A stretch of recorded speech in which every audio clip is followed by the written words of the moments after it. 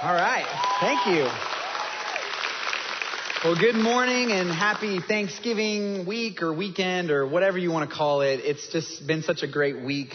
I hope that you got to enjoy a week of just, eating Thanksgiving food or watching football or going shopping or whatever, just sleeping on the couch. I hope you enjoyed this week of just gratitude and you're just thankful for all the things that God has done and all the blessings that are in your life. I know I did. And I got to host Thanksgiving this year for the first time with my in-laws. That was really cool. And I'm really thankful. As Peter said, I'm the student pastor, one of our student pastors here. And it is just, it's a blessing to be able to do what I get to do. And I figured to start today off, you probably don't know much about me. So I thought I would just list off some things that maybe I'm thankful for. And that way you can kind of get to know me in the meantime. So obviously I am the student pastor, so I'm thankful for my job. I got a picture of our student ministry. These are our students from camp last year. Yeah, it was a blast. We took a lot of kids, and camp is amazing. It's a place of life transformation. It is a place of healing. It is an awesome, awesome week. I say it's the best week of the year. It's so fun. But shameless plug, our next big student event is actually in February. It's a weekend retreat for 7th through 12th grade. It is Super Bowl weekend. So we'll get everybody out Sunday morning on time to go watch the Chiefs or, well, yeah, you know what I mean. Anybody. It could be the Cowboys, right? Cowboys. Let's just hope for a Cowboys Chiefs. But no, I'm kidding. But it'll be such a fun weekend. And if you want to get signed up for that, you can do so.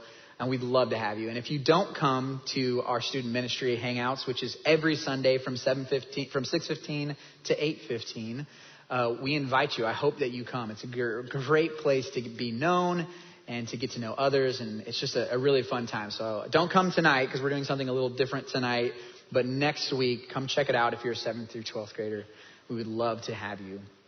Now, as I hosted for Thanksgiving, I've noticed that, when you host, it's kind of messy, like you got a lot of people at your house and that table after Thanksgiving meal, like that is when the table is the dirtiest, and it's usually because you're pulling up chairs and like chairs between chairs that are always there and chairs that aren't supposed to be there. You're pulling up. So you've got food just everywhere. Your moms know exactly what I'm talking about, right? Like the sink is full of dishes. The stove is a mess. It's messy. And then I realized, so I'm also thankful for my family. I have a picture of my family as well. I realized that you throw kids into this mix. And these are some of my kids and my wife. This is Peyton, my wife, and our oldest there is Berkeley. And our middle is Remy. And then we have one on the way. He is going to be here in March. Yes, so we're excited for that. We like to tell people we're not crazy. We're just stupid. All right. Like it's a blessing. And we're so excited to have our third on the way. But kids are a mess, like I didn't think that I didn't think it could be. I'm a slob. Okay. I was a slob before I met my wife. And then I realized I was a slob. But then you throw kids into it. I mean, it's messy. They're messy. Everything is a mess. I've accepted the fact that I'm going to be cleaning for the rest of my life. Like, I get it. Like, now that's my life. But I'm really hopeful this holiday season. I don't know about you, but there's just something about this holiday season. The last few have been really strange and weird and different. And there's just something about this coming holiday season. I'm just really excited. I have a different energy this year. And I'm ready for it.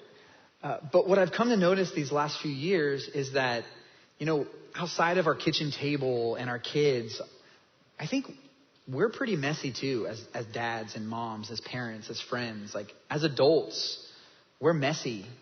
We mess up relationships.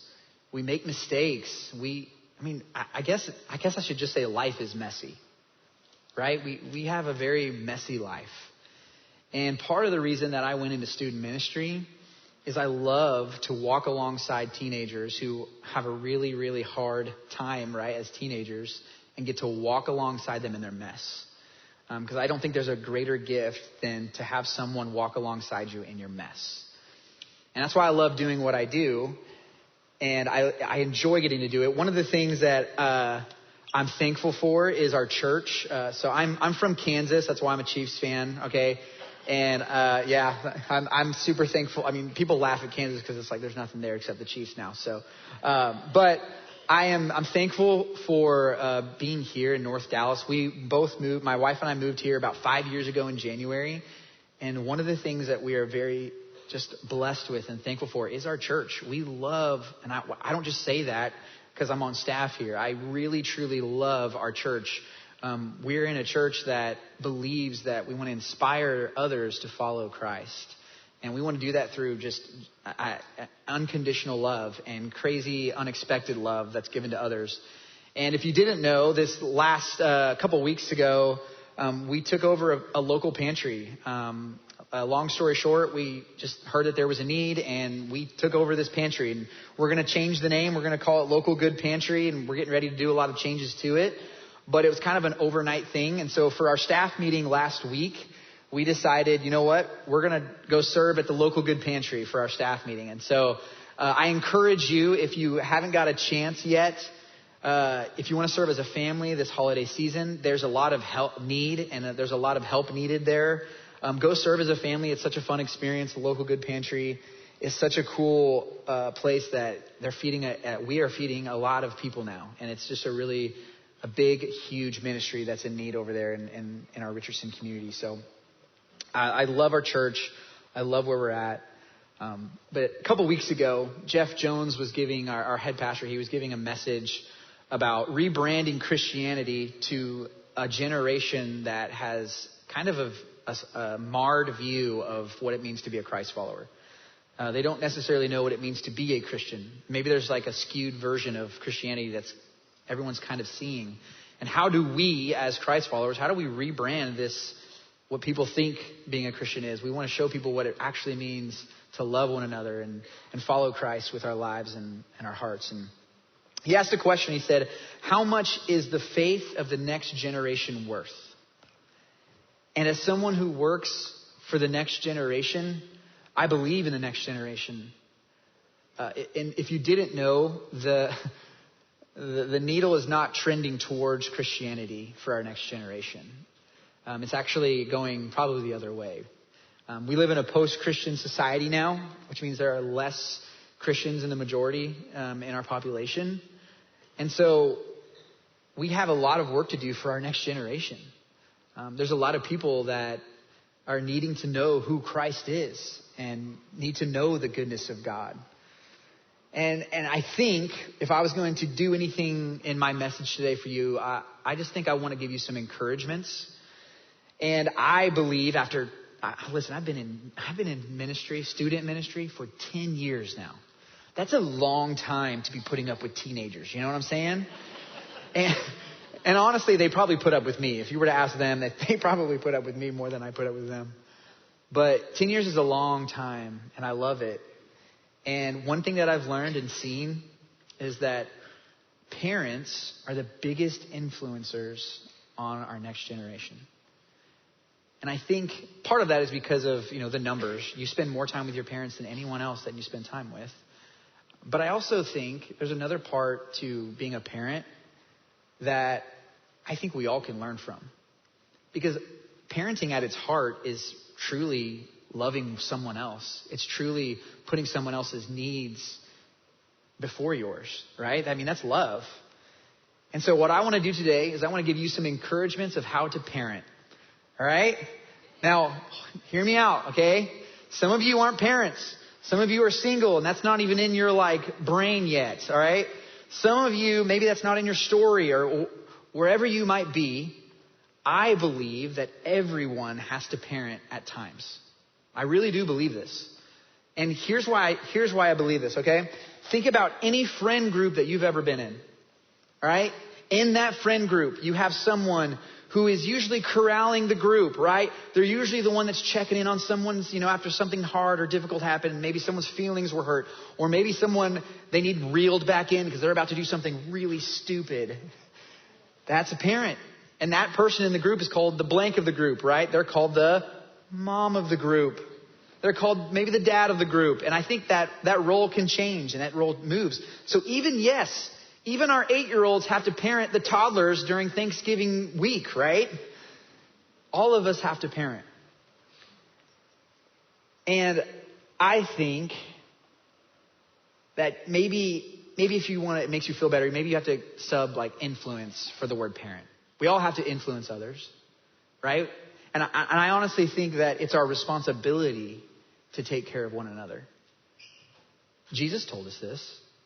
When someone asked him, what's the most important thing you can do to love God, right?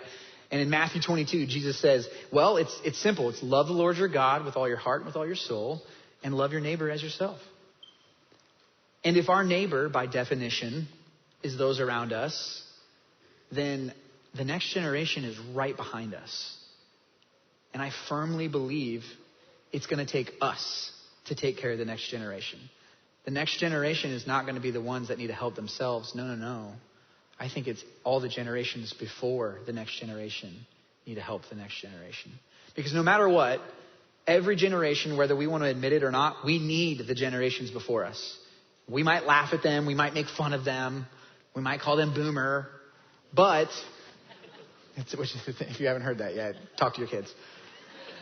But we need them. We truly do. And I think that's godly. So, happy Thanksgiving and congratulations. You're all now parents. All right? Congratulate the person next to you. It happens overnight. It really does. Like, just like that, all of a sudden you're a parent. If you want to send someone a card, that's always great. If you're worried about gifts, just go with diapers. All right? Don't worry. Like, diapers are always great. Just go with diapers. But all kidding aside, I think all of us have to parent, and I think we all can take some really valuable things of how to parent in our lives. Whether you use it down the line, or maybe you're working with someone now.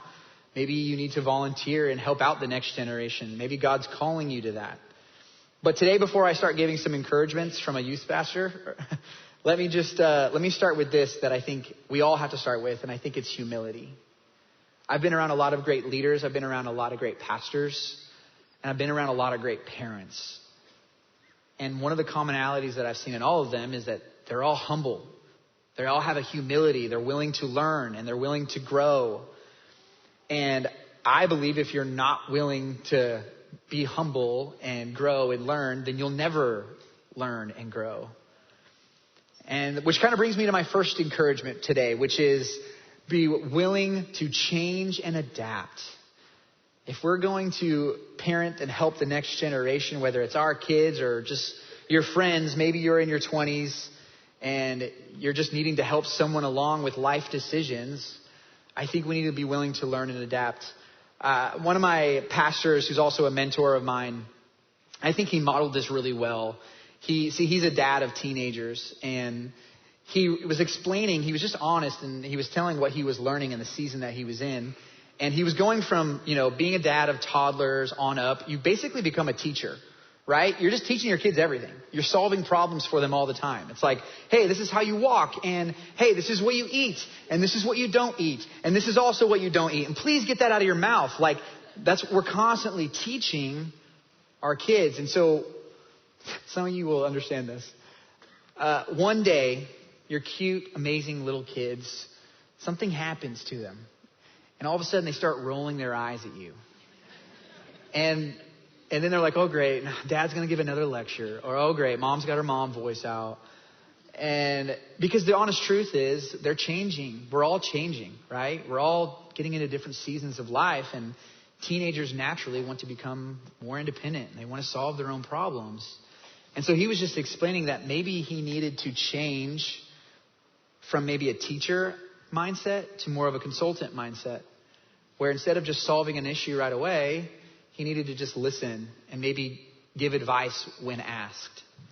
And I thought that was super valuable. I thought that was a really great way to change and adapt to how to communicate with his teens. He didn't change parenting. He didn't stop creating boundaries. He didn't do all the things that you need to do as a good parent. But he did change how he could communicate, and he adapted to it, maybe so they could hear him and so that he could hear them and they could hear him. And I think all of us could learn something from just being willing to change and adapt. I know that some of us, like pre-parents, we're the worst about deciding what we're going to do before it comes. Like maybe we decide we're not going to do any screen time, I now have a screen in my car. All right. I'm just going to admit it. It helps out every once in a while. Maybe we wanted to do no processed foods, whole foods only. Listen, goldfish are a miracle, people. Okay? But all joking aside, and I'm not knocking if you use those or if you don't use those, okay? But what I am saying is sometimes we need to be willing to change and adapt some of our thoughts and our ways of going about things. I want to look at a guy who had to parent a lot. I think we can take some really good notes from a guy who had to parent people all the time. And that guy is Moses. All right? If you think about Moses, he had to deal with parenting adults all the time, right? His people that he had to lead, they were always constantly rebelling. They were always fighting with each other. They were always complaining. I mean, that sounds like parenting to me, right? And so we're going to look in Deuteronomy today, and he's going to give some parenting advice that I want us to take. So I know this is parenting advice because in verse 2, he says this: remember today that your children were not the ones who saw and experienced the discipline of the Lord your God. So let me give you some context about what he's getting ready to do. He's getting ready to give some advice, and I'm calling it parenting advice, but really it's kind of life advice of why they should follow God. And in verses 2 through 7, he kind of summarizes all the good things that had happened to them. And he's very specific, right? He talks about God bringing them out of slavery, out of Egypt. And he talks specifically about the Red Sea being parted and them being freed from their enemy. He talks about a bunch of good things that happen, but he also talks about some bad things that happen too. Now, God rectified these situations. God, obviously, they turned back to God. But I think what I want to point out here is Moses is very specific in his reminders because I believe leaders are repeaters. And for whatever reason, we have to be repeatedly told something for it to stick. There's probably a wife in here that's nudging her husband right now that's like, hey, how come I have to repeat myself all the time? Because we don't get it, all right? But we have to all be repeatedly told something for it to really, truly stick. I think that's why we gather weekly, because we need to be constantly reminded of God's mercy and God's grace in our lives. That's a great reminder, and we need it. And so verse 13, he kind of sums up his commands. He's giving these people commands because they're getting ready to go into a really hard season of life. All right? It's kind of like when you sit the family down and you're like, all right, kids, she's going to be having a really hard time this next year, okay? Now, you don't do those things that you always do that make her mad, okay? Like, don't do that thing you did last week, all right? Like, I'm picturing like a family meeting, right, before they're getting ready to go into a hard season. And Moses is giving some advice to these people. And basically they're getting ready to go to the promised land, which is a land that God had promised to them. And it's a land of, milk and honey and all these great, I guess to maybe make that relative today, it's a land of like cheap land value where we can go if you're from North Texas and you know what I'm talking about. But he's basically telling them that we're getting ready to go into a hard season and I'm going to give you some tips. All right. And essentially, he sums all of it into verse 13. This is the greatest command. And really, Jesus actually references this. Every Israelite who ends up coming after this, they're referencing this command. And he says this: so if you faithfully obey the commands I am giving you today, to love the Lord your God and to serve him with all your heart and with all your soul. He continues on the next few verses explaining that God will take care of us. We're going in his will and we're going to be going where we need to go and we'll be okay. And I think what happens for me a lot is I get so stuck in the crisis by crisis, the day by day. When you have kids and babies and toddlers, sometimes just leaving the house is a battle. I mean, things are being thrown, right? Like voices are being raised. I get so caught up in the day-to-day battle that I forget to put God in the forefront of everything. And honestly, he even gives some warnings about don't put idols in front of you either. Be careful, you'll be enticed to put idols. Sometimes I put idols before things. When I get caught up in the day-to-day and the crisis by crisis, all of a sudden I'm a little more worried about things like me time, right? As a young parent, me time. And don't get me wrong, there is a time and place for me time. But sometimes those things can overtake. I get short with my family. I'm like, man, I deserve some more me time. Or maybe it's screen time. Man, that's a tough one for all of us. What are the things, as I'm learning to change and adapt, What are the things that are becoming idols in my family? In your 20s and 30s.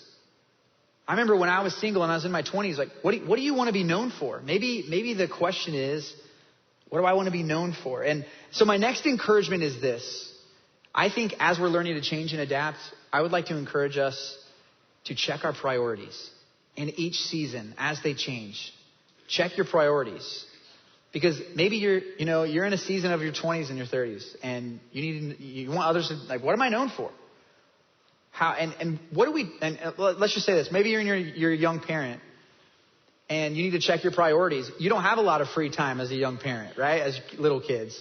So maybe I need to check my priorities, and maybe I could spend some time with God in the middle of the night when I'm up all night. March is coming for me and I'm going to be really tired. But I know I can check my priorities in that season, and that's only for a season.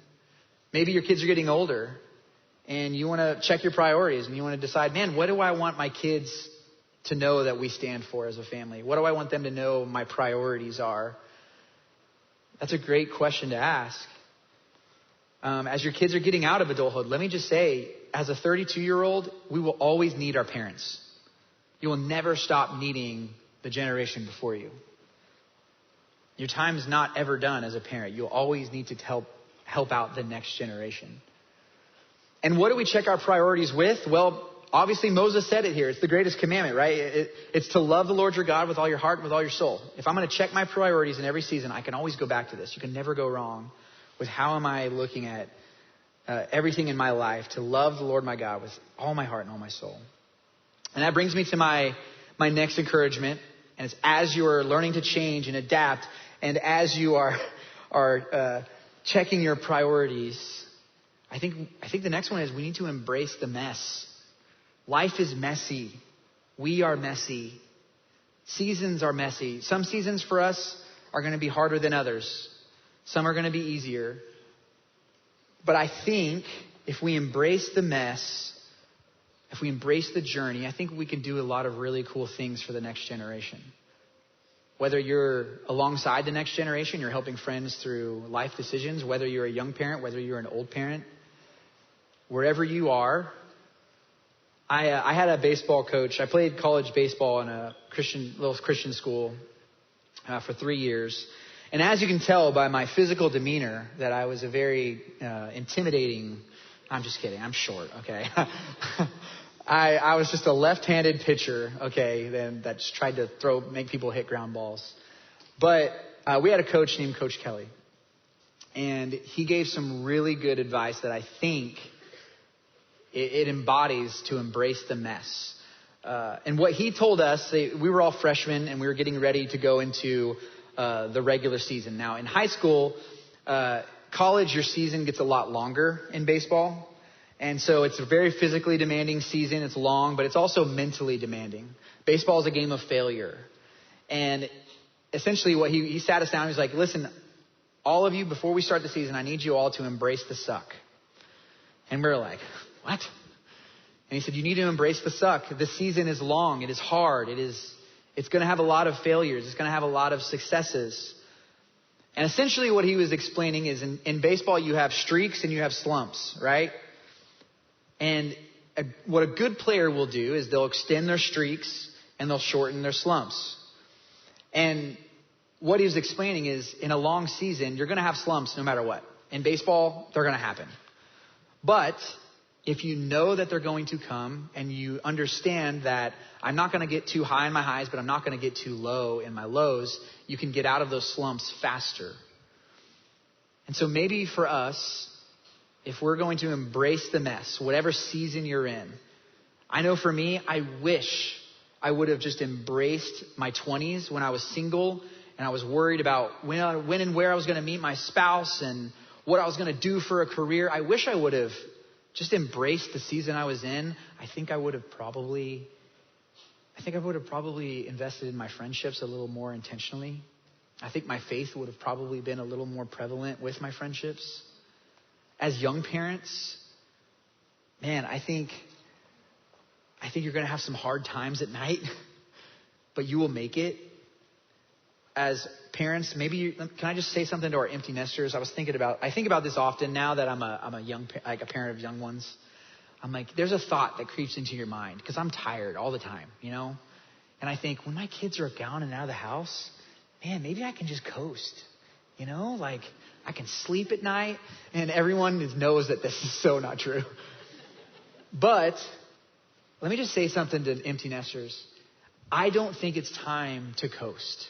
If anything, it is time for you to go.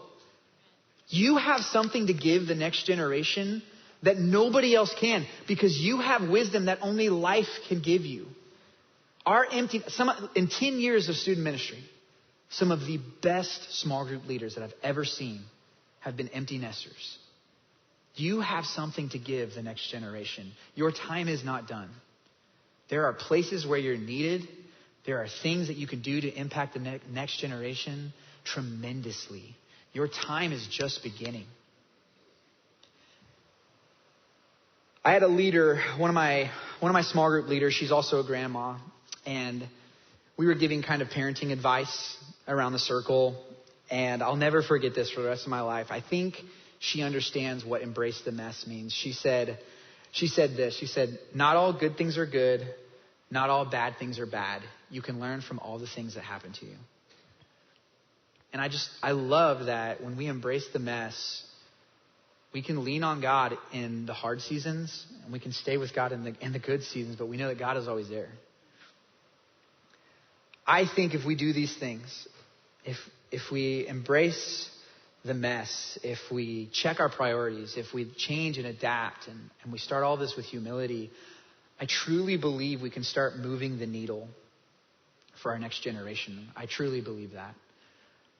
If you have kids, or if you're just ever worried about the next generation, they're dealing with things that we've never had to deal with. There's an author by the name of Mandy Majors, and she wrote a book called Keeping Kids Safe in a Digital World. And I love what she says in this book, because she gives basically advice to help this next generation that's living in a digital world, because they're getting information all the time from everywhere, the good and the bad. And you can't really hide from it because their friends probably have all the information. And so what I love, she came and talked at Chase Oaks a couple months ago just to help with parents and give us some resources.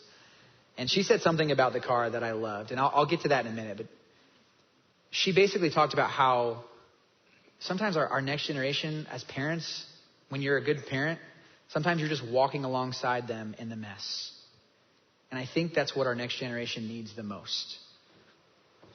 And so the last thing I want to encourage us with is, I think we need to talk the talk. I think when you embrace the mess, when you live in it, you embrace the mess. And when you're living in it, I think you talk about it. And so I think for us, if we can all come together and we can be reminded that we need to talk the talk. Because when you live in it, God changes you. God molds you. It's inevitable, right? And I think when we live in it and we start talking the talk, I think our kids start hearing us talk about what God's doing in our lives.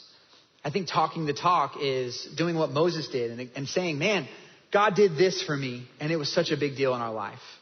Or, you know what? I made a huge mistake. God's been teaching me that I need to work on this, and I apologize. I learned more from my dad when he apologized than I ever did when he would sit down and give me a lecture, if that makes sense. I learned from him doing things. I learned from him talking about things. And I think the how, right? If we're going to check our priorities, if we're going to talk the talk, how do we do this for our next generation? How do we parent well? And I think Moses says this in verse 19. He says, take all these things that I'm teaching you. He says, teach them to your children, talking about them when you sit at home and when you walk along the road, when you lie down and when you get up. It's when you go. Anytime you go, we should be talking the talk around our kids. We should be talking about what God is doing. We should be talking about the things that God is teaching us. Maybe if you're younger, maybe that's just talking with a friend about your faith. And maybe you have someone around you that doesn't really know much about God. It doesn't have to be over spiritual. It doesn't have to be in your face. It can just be honest about what God is helping you through in life. Maybe as parents, maybe it's talking about what God is doing. Maybe it's what we heard on a Sunday morning in the message and our kids are listening in. I'll give one last story that I think this says the most about the next generation listening. We went on a mission trip to Nashville a couple years ago. And the highlight for one of our teenagers, which was to my surprise, was riding in the van. Because as we were riding in the van on our way to our location, we drove all day, their highlight was listening to a small group leader and myself talk about our faith. And listen, I wasn't being Mr. Student Pastor of the Year, I'm being intentional with my time here, okay? I was just shooting the breeze with another leader, and we were talking about life and talking about our faith. Because I think if we do all these things, I think we can start moving the needle. And it's not necessarily talking to our kids and sitting them down once a week and trying to give them, the good meeting talk, the family talk, all right? As a student pastor, let me just encourage you, that's the most intimidating thing for a teenager, to sit in front of your parents and try to ask questions. But the car, think about the car. When you're facing the other direction, you're driving, and it's a great place for teens, for kids, to ask questions. I think about all the times in the car when I've had amazing conversations about faith and about life. Kids ask really good questions in the car, and I think it's important for us to listen, not jump to that, hey, here's what you're asking. Maybe I think if we talk about our faith around them, they're going to listen. They're always listening. Teenagers have a funny way of listening when you think they're not. And let me just say real quick before we end up, here's what talking the talk is not. Talking the talk is not saying one thing and doing another at home. That's going to have the adverse effect for our next generation. We need to obviously live it out. We need them to see what God does. Because I think when they see us talking about the mistakes we've made and they see God molding us, I think our friends make changes. I think our kids will be inspired to follow Christ. So as we get ready to sing one more song together, I want to encourage you. This song is called Firm Foundation. And I think we all have one thing to point back to, and that's Jesus Christ. He is our firm foundation. If we're going to talk the talk, we talk about Christ. We talk about loving him with all of our hearts and with all of our souls, and loving our neighbor as ourselves. And firm foundation is all about how Jesus won't fail. He will not fail us. He will not fail your kids. He will not fail you. I think all of us together can help this next generation. And during the song, just ask God, what is it that you want me to do in this next season? Whether it's a season of life with your kids, or maybe it's just this holiday season. What is God calling on me to do in this next season? Because he's got amazing things in store for our kids and for us. And as you walk out today, I want to give you a reminder. It's free. You can grab one on your way out. It's just a little sticker. And it's just for you. It's not really one of those stickers like looks cool. But it's just a little reminder for you. You can put it, I picture maybe on the inside of your windshield, like next to your registration or something, where every time you get into your car, you see the talk. And it's just a little subtle reminder of, man, am I being intentional with my car time, with my friends, with my kids, with my spouse? I think that would be a great reminder for us in this holiday season. So let's pray, and I'll invite the band as we get ready to sing this last worship song together. God, just thank you for all the blessings in our life. Thank you for the next generation. Thank you for blessing us with this wonderful, beautiful life that we get to help the next person find you, Jesus. You are the greatest gift that we've all received. And I just pray as we get ready to go out to this next week, as we jump back into the rhythm of school and life and work, that we all would just seek you and what you're calling us to do, and look at our priorities and change and adapt to every situation, that ultimately you would be glorified in all things. We love you and you praise you. Amen.